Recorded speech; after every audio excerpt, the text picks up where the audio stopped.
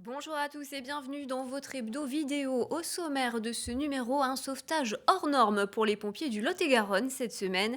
Et puis direction la Dordogne à la découverte d'une ferme bio. Et enfin, rencontre avec un coach sportif qui s'est lancé le défi de faire le tour du bassin d'Arcachon en course à pied mais aussi à la nage. C'est un sauvetage hors norme qui s'est joué en début de semaine à Cauzac, dans le Lot-et-Garonne. Une équipe de l'unité des risques animaliers des sapeurs-pompiers du département a réussi à extraire un cheval tombé dans une piscine. Cyril Maleter, vous êtes sapeur-pompier à Agen et vous venez d'intervenir pour sortir un cheval d'une piscine. C'est une drôle d'intervention. C'est une intervention qui peut arriver, c'est pas une intervention courante, mais ça fait partie des missions pour lesquelles on est sollicité de temps à autre, les équidés, mais aussi les bovins. Le risque dans ce cas-là, c'est que le cheval panique. Que le cheval panique, les coups de patte, il y a aussi le facteur eau avec la profondeur qui était là assez négligeable, mais il y avait quand même un petit peu d'eau, donc ça limite les mouvements du cheval, mais il y a toujours le risque de coups de patte et que le cheval s'épuise, quoi. Et c'est le genre d'intervention qui vous arrive couramment l'été? Couramment, c'est pas une intervention qui est courante, mais c'est des interventions, on va dire 2 ou 3 par an, c'est à peu près la fréquence de ce type d'intervention. Consommer local, un engouement né pendant le confinement. À Sorges, en Dordogne, Nathalie et Alain Combe ont créé en 2016 une ferme d'une superficie de plus d'1 hectare. Le principe est simple, chacun ramasse de façon autonome les fruits et légumes entièrement bio qu'il souhaite acheter.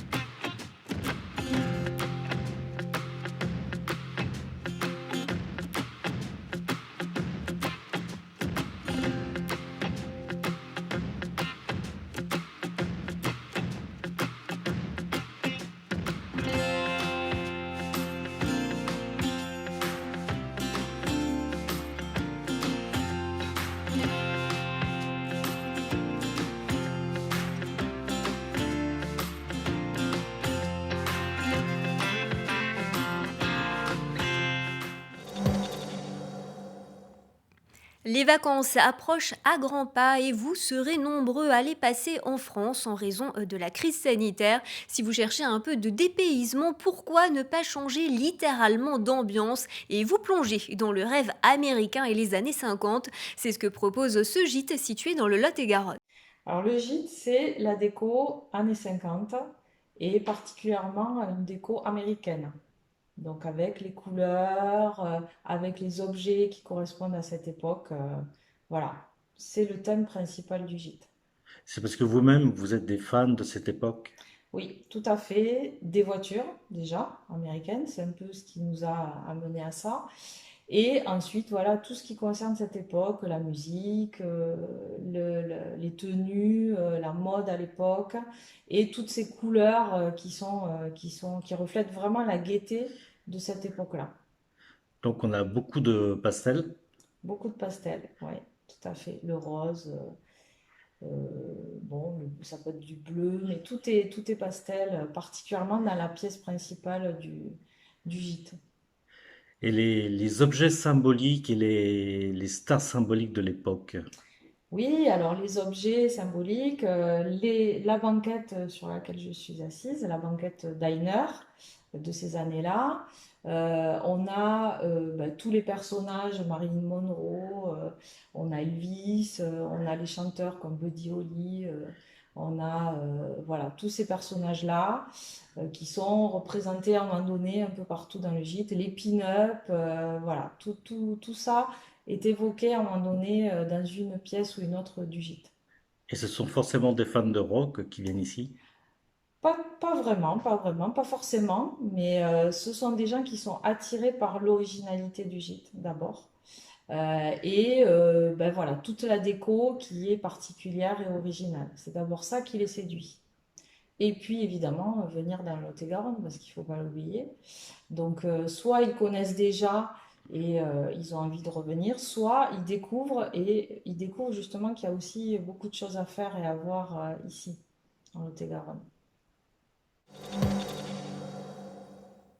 C'est un défi un peu fou que s'était lancé un coach du bassin d'Arcachon en Gironde, en faire le tour complet, ce qui incluait une traversée à la nage, un pari réussi mercredi en 7h52 minutes et 50 secondes très précisément. L'idée lui était venue en plein confinement, autant dire que dès que l'accès à la plage a été rendu possible, les entraînements se sont enchaînés. Nous l'avons rencontré dans ses derniers préparatifs. Plus de 3 kilomètres de nage et 75 kilomètres de course à pied, c'est le défi de taille que se lance Grégory.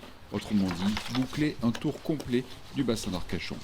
Moi, ça fait pas mal de temps que je me dis je ferais bien le tour du bassin en courant, parce que pour moi, le sport de prédilection, c'est la course à pied. Sauf qu'il y avait cette partie pour faire le tour qui était la traversée du bassin, parce que le bassin n'est pas fermé. Et du coup, traverser en navette, c'était pas dans l'esprit sportif que j'avais. Et du coup, pendant le confinement, je me suis dit, tiens, finalement, ce serait bien de le faire en nageant. Donc je devais quand même vérifier si j'avais la capacité de le faire. Donc dès que il y a eu l'autorisation d'accéder aux plages de manière dynamique, je me suis tenté sur la partie natation avec le courant. Et ça a donné le feu vert au projet et j'ai pu me lancer sur le défi. Un défi personnel pour ce coach sportif, plus habitué au marathon et au trail, avec en toile de fond un objectif associatif. Après, il y a forcément la volonté de travailler avec une association. Je voulais travailler avec l'âme de joie. Malheureusement, on n'a pas pu mettre le dispositif de collecte en place par manque de temps. Et puis la personne en charge avait sa fille qui était malade, donc on n'a pas pu mettre le dispositif en place. Mais je ne pouvais pas repousser non plus le projet à cause de la saison touristique qui arrivait. Mais ce sera qu'une partie remise.